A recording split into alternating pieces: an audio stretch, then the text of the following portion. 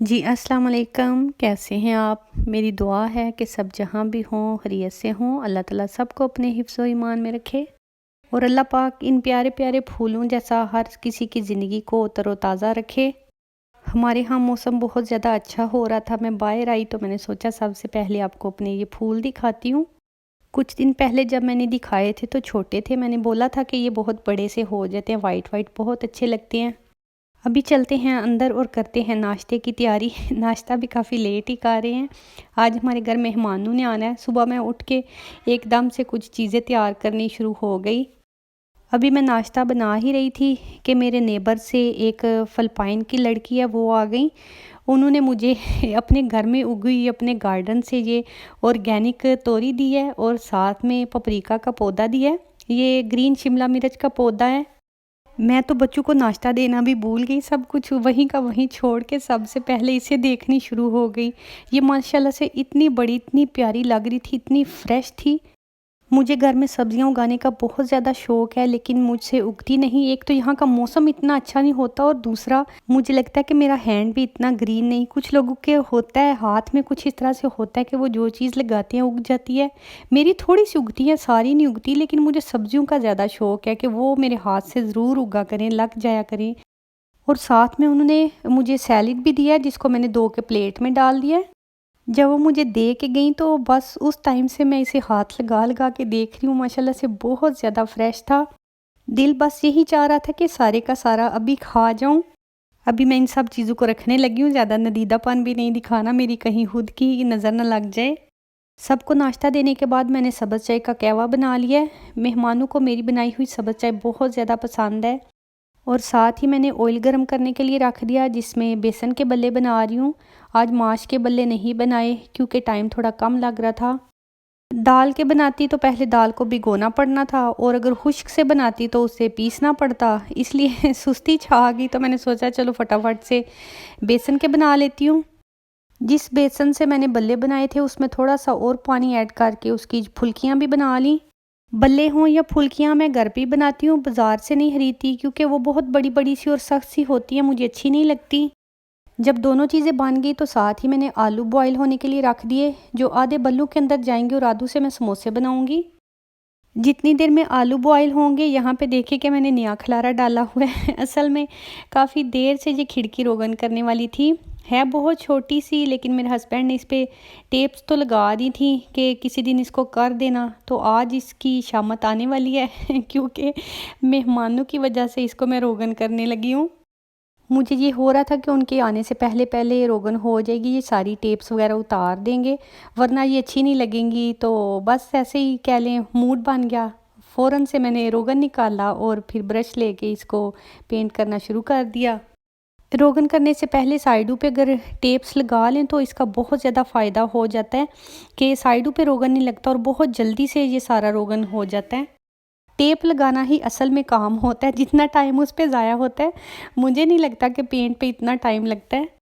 Tape लगाने का काम मेरे हस्बैंड ही करते हैं क्योंकि उन्होंने बहुत डिटेल के साथ देखभाल के डिटेल क्या वहम के साथ लगानी होती है कि कहीं से भी ज़रा भी इधर की उधर ना हो, ताकि कहीं रोगन ना लग जाए। जब मैं रोगन भी करने लगी तो मुझे कहते हैं रोगन कर लो, उसके बाद जो डिटेल्स है रोगन की वो मैं खुद ही देख लूँगा। तो मैंने बोला कि आपने मेरी गलतियाँ ही निकाल हैं, फिर रोगन भी आप खुद ही कर लें।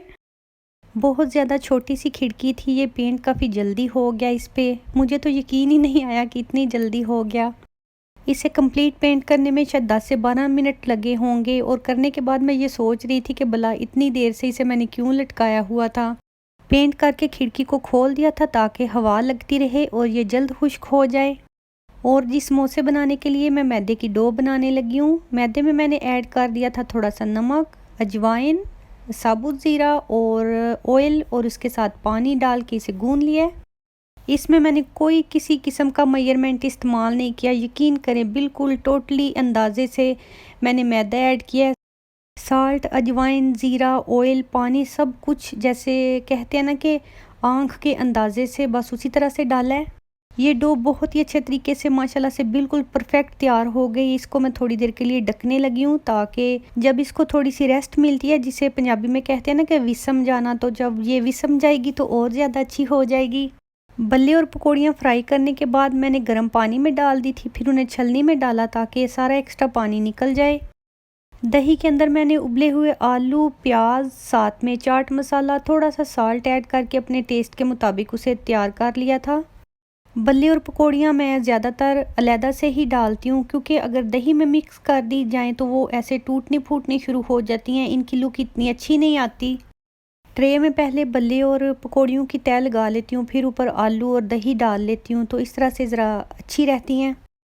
ये अब दूसरी तह जा रही है। पहले भी आपने देखा कि मैंने बल्ले और पकौड़ियाँ ऐड की, उसके ऊपर दही आलू ऐड किए, फिर ऊपर बल्ले और पकौड़ियाँ डाली और उसके ऊपर दही आलू डाल रही हूँ।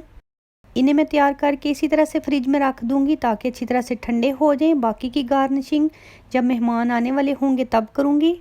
समोसों की फिलिंग तैयार करने के लिए आपको नज़र आ रहा होगा मैंने ऐड कर दिए हैं प्याज, कुटी हुई अदरक, नमक, मिर्चें, हल्दी, क्रश धनिया, चिली फ्लेक्स, कसूरी मेथी, इसके अलावा अजवाइन, और साथ में मैंने ऐड किए थे पुदीने के पत्ते, ज़ीरा पाउडर और ऑलिव ऑयल डाल के इन सब चीज़ों को मैं अच्छी तरह से फ्राई करूँगी। समोसों की फिलिंग का टेस्ट बहुत अच्छा सा बनाने के लिए मैं ऐड कर रही हूँ आमचूर पाउडर और साथ में थोड़ा सा चाट मसाला। इन्हें मैं फ्राई कर रही हूँ मीडियम टू लो फ्लेम पे, बहुत ज़्यादा हाई फ्लेम पे फ्राई नहीं करना वरना मसाले जल जाते हैं, फिर उनकी खुशबू इतनी अच्छी नहीं आती। बस 4-5 मिनट के लिए मैंने फ्राई किया, बहुत ज़्यादा नहीं करना ताकि इनका टेस्ट ख़राब ना हो।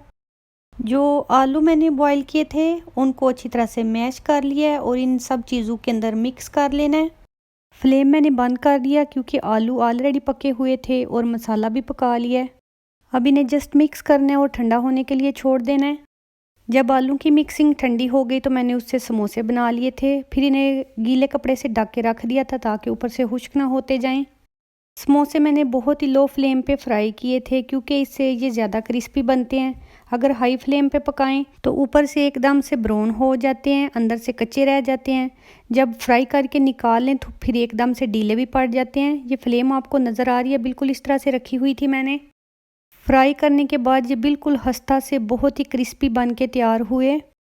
इन्हें निकाल के मैं किचन पेपर पे रखती जा रही थी ताकि सारा एक्स्ट्रा ऑयल निकल जाए। बनाने पे थोड़ी मेहनत तो लगती है लेकिन फिर खाने का भी मज़ा आता है, और ख़ास तौर पे जब मेहमान खा के खुश हो जाएं और ऊपर से तारीफ़ भी करें तो फिर और ज़्यादा खुशी होती है। चाय भी मैंने पकने के लिए रखी हुई थी। अब इतना टाइम नहीं था कि मैं हर चीज़ को बहुत डिटेल के साथ दिखाती, इसलिए जल्दी जल्दी से बस जितनी भी वीडियो बनी वो डाल दी। चाट बनाने के लिए मैंने फ्रूट्स काट लिए थे। चाट पहले नहीं बना के रखती क्योंकि कुछ फ्रूट्स काले हो जाते हैं, फिर मुझे इतना अच्छा नहीं लगता। चाट के अंदर मौसम के और अपनी मर्ज़ी के कोई भी फ्रूट्स ऐड किए जा सकते हैं, लेकिन मुझे रंग बिरंगी चाट ज़्यादा अच्छी लगती है, इसलिए मेरी कोशिश होती है कि जितने ज़्यादा फ्रूट्स हों उतना ही ज़्यादा अच्छा कलर आए इसका। केले मैंने थोड़े मोटे मोटे से काटे थे, बहुत बारीक केले नहीं काटती क्योंकि जब इन्हें मिक्स करते हैं तो फिर बारीक केले हों तो वो टूटने शुरू हो जाते हैं। चाट के अंदर मैंने केले, सेब, कीवी, मैंगो, नाशपाती, ब्लैक ग्रेप्स, अनार, जापानी फल, सफ़ेद उबले चने, थोड़े से ब्लूबेरीज, साथ में चाट मसाला और खुबानी की चटनी वाली ये मैंने चाट बनाई थी। आमतौर पे जो चाट बनाती हूँ वो मैं जूस ऐड करती हूँ और साथ में थोड़ी सी चीनी डाल लेती हूँ। अभी कोई चीनी वगैरह ऐड नहीं की क्योंकि वो चटनी के अंदर ऑलरेडी डाली हुई थी। खुबानी की चटनी चाट में मिक्स करने के बाद इसे बोल में डाल लिया था और फॉइल से कवर करके फ्रिज में रखा था क्योंकि इसके अंदर चाट मसाला होता है जिसकी खुशबू काफ़ी ज़्यादा स्ट्रांग होती है। जब हम इस तरह की चीज़ फ्रिज में रखते हैं तो कवर करना लाजमी होता है। और साथ में मैंने कबाब गरम कर लिए थे। कबाब मैंने पका के इन्हें फ्रीज़ किया हुआ था। इन्हें जस्ट माइक्रो में गरम किया तो ये बहुत ही अच्छे तरीके से बिल्कुल जैसे फ्रेश होते हैं उस तरीके के बन गए थे। बल्लू को फाइनल लुक देने के लिए इसके ऊपर मैंने कटे प्याज, टमाटर, थोड़ा सा पुदीना और थोड़ी इमली की चटनी ऐड कर दी थी। प्लेट को देख के मुझे रमज़ान की फ़ील आने लगी कि बिल्कुल रमज़ान में हम इसी तरह की चीज़ें बनाते हैं। सब्ज़ चाय के साथ चॉकलेट केक था और स्वीट बंस थे जो कुछ दिन पहले मैंने बनाए थे। उन्हें आधे हमने इस्तेमाल किए थे, आधे फ्रीज़ कर दिए थे। और जी यहाँ पे सारी पार्टी ख़त्म हो चुकी है, मेहमान जा चुके हैं, रात काफ़ी लेट हो गई है, बच्चे सो गए हैं, तो अब आती है बारी बर्तन वगैरह उठाने की। अल्लाह का शुक्र है गैदरिंग हमारी अच्छी रही। अब जाते हैं किचन की तरफ और ये देखें यहाँ पे कितना सारा खलारा पड़ा हुआ है। मैं बहुत ज़्यादा थक चुकी थी, चीज़ें समेट के बर्तन सुबह उठ के धोऊंगी। इसी के साथ इजाज़त चाहती हूँ। अल्लाह हाफिज़।